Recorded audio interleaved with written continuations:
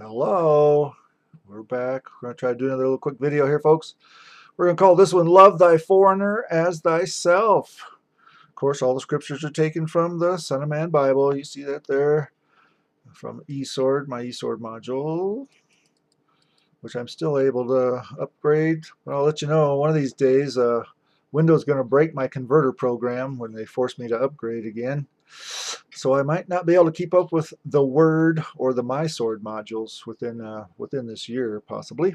Anyway, today we're going to explore loving your neighbor from a slightly different angle with a broader perspective. In answer to a Torah interpreter's question, Yeshua stated the two greatest commandments from which all the rest of the Torah commandments derive, as it says in Matthew 22:39, and a second commandment is like it, selflessly, divinely love your neighbor as yourself. At another time, a Jewish teacher asked Yeshua in Luke 10:29b, and who is my neighbor? We should know by now, shouldn't we? Have you ever looked into who your neighbor is?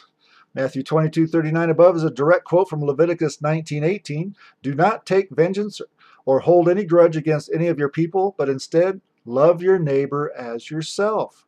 I am Yahuwah. While I was editing my Son of Bible recently, I don't know if it was this week, but recently, I came across some interesting Hebrew words and phrases, sojourning foreigner and resident alien. The King James Version translates these words as stranger and sojourner and a few other ways. Then I came to Leviticus 19:33-34.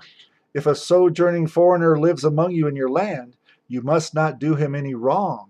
The sojourning foreigner who lives with you must be to you like the native-born Israelite who lives among you, and you must love him as yourself, because you are foreigners in the land of Egypt. I am Yahuwah, your divine one. Is that amazing? He commands us to love resident aliens and sojourning foreigners. That phrase, you must love him as yourself, jumped off the page and bounced around my brain for a little while. As I kept studying and meditating on this teaching, it just exploded on my mind that sojourning foreigners living among you is talking about resident aliens, immigrants, illegal immigrants, migrants, refugees.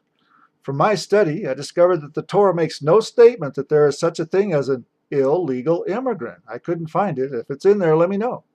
That is a man-made contrived status, not a Yahuwah or biblical status. There's no such thing in the Bible that I could find as an illegal immigrant or an illegal alien. Yahuwah owns the entire globe, all the land on earth, every nation, every country belongs to our Creator Yahuwah. His creatures, his lowly migratory day laborers and refugees, all people traveling from one country to another are free people and do have rights under the Torah. Wow, tell that to your people in D.C. No nation, including America, has a right to arrest or detain a sojourning foreigner or to build a wall to keep them out. Sojourning foreigners in your country have the same status and rights as widows, orphans, and other poor citizens of your own country. Deuteronomy 10:18-19 says, he executes justice for the fatherless and widow, and he shows love for the sojourning foreigner by giving him food and clothing. Therefore love the sojourning foreigner, for you were foreigners in the land of Egypt. Yahuwah loves all ethno-linguistic nations, all humans, so we must also love all people if we want to be like him, like our Savior, which we do.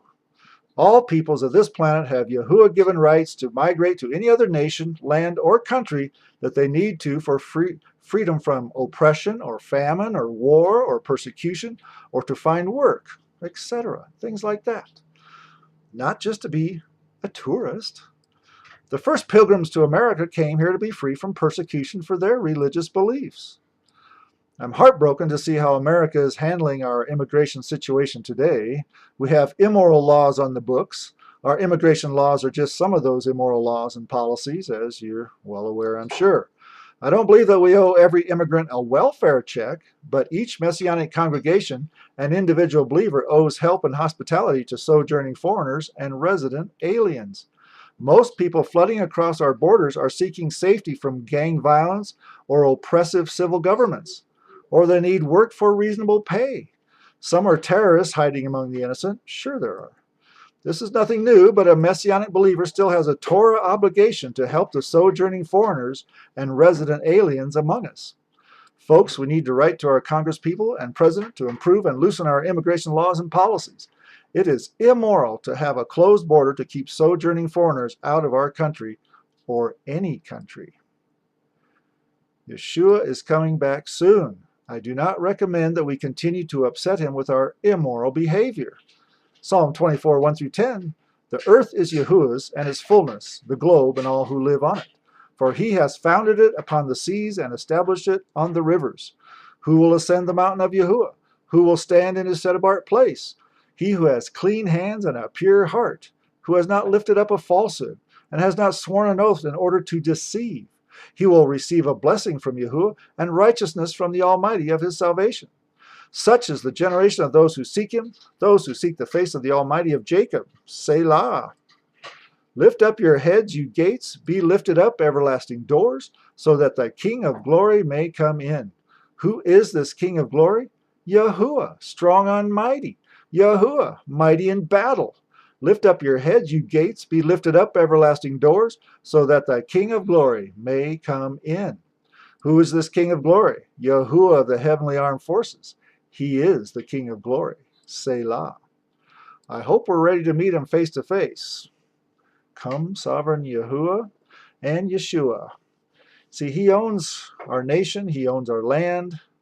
He owns every land. He owns every nation. He owns every country. He owns the whole planet. Sky, water, earth, dirt, under the earth, on top of the earth, top of the mountain peaks, wherever, the plains, river valleys. He owns everything. So his people are free to move about anywhere on this planet. So that's notice to all you civil governments. All right, folks, y'all have a wonderful and blessed day. Talk to you later. Bye-bye.